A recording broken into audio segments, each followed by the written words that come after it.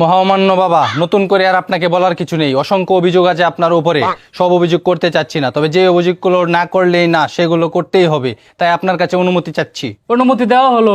Thank you my dad. অভিযোগ number 1, pocket money বাড়ানো। দিন দিন জিনিসপত্রের সাথে দাম বেড়ে যাচ্ছে সিগারেটেরও। 5 টাকার সিগারেট 8 টাকা, 8 টাকার সিগারেট 12 টাকা, 12 টাকার সিগারেট 18 টাকা। আর দাম বাড়ার কারণে সিগারেট খাওয়া ছেড়ে দেওয়ার চিন্তা করি, আর ওই চিন্তা করার সময় দোকানদারের সন্তানের কথাও চিন্তা করি, আর ওই চিন্তা করার সময় 2টা সিগারেট আরো বেশি মারি। আপনি পকেট মানি বাড়াবেন বলে আজ প্রায় 3 মাস, তাই এই স্ট্যাম্পে লিখিত দিন কবে বাড়াবেন? মহামান্য বাবা, এই হচ্ছে লিখিত স্ট্যাম্প। অর্ডার অর্ডার অর্ডার, পরবর্তী অভিযোগ পেশ করা হোক। অভিযোগ নাম্বার 2, আমার জমির ট্যাক্স।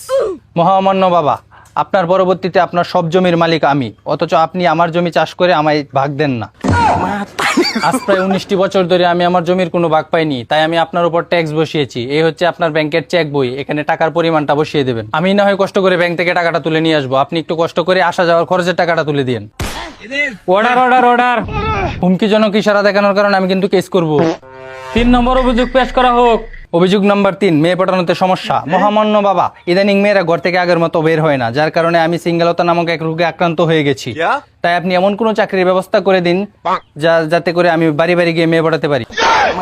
আর হ্যাঁ, রাস্তাঘাটে মেয়েদের পিছু করার সময় কেউ দেখে ফেললে একটা কথাই বলে, তোর বাপটা এত ভালো, তুই এত যাও রাখেন। ভালোরে ভালোই কয় মানছে। ভালো থাকলে হবে না, খারাপ হতে হবে। আপনার সমবয়সী কোনো বাবুর পেছনে লেগে যান আর আমাকে প্রশ্নের সম্মুখীন হওয়া থেকে বাঁচান।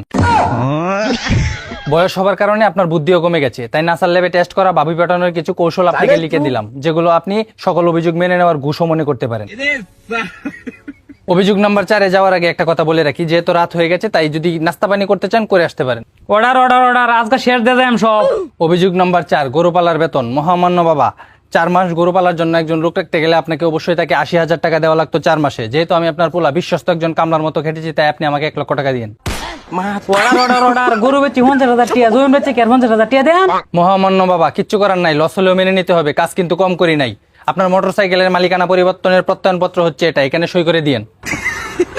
অভিযোগ নাম্বার 5, নিজেকে স্মার্ট করতে না পারা। মহামান্য বাবা, বর্তমান সময়ে নিজেকে সুন্দর আর আরো আকর্ষণীয় করে তোলার পিছনে পোশাকের রয়েছে ডাইলে দেওয়া অবদান। ব্যাগি প্যান্ট আর ডোপ শোল্ডারের মতো প্লাজো ব্লাউজ প্রথম স্থান অর্জন করেছে, আর আমি আমার ছাত্রী বন্ধুদের মাঝে বসতে পারি না, তারা সবাই বলে আপনি নাকি খ্যাত নিজেকে স্মার্ট করতে পারেন না। অর্ডার অর্ডার অর্ডার, ধরলে সাফরি রে।